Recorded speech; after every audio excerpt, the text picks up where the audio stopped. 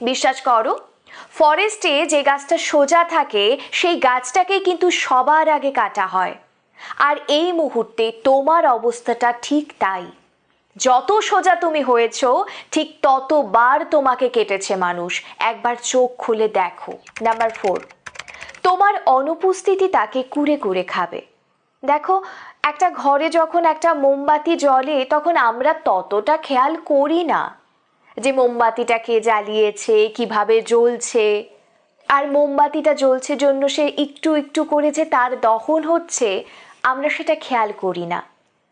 কিন্তু যেই মুহূর্তে মোমবাতিটা নিভে যায়, সারা ঘর অন্ধকার হয়ে যায়, অন্ধকারটা কুরে কুরে খায়, তখন কিন্তু বুঝতে পারি মোমবাতির গুরুত্ব।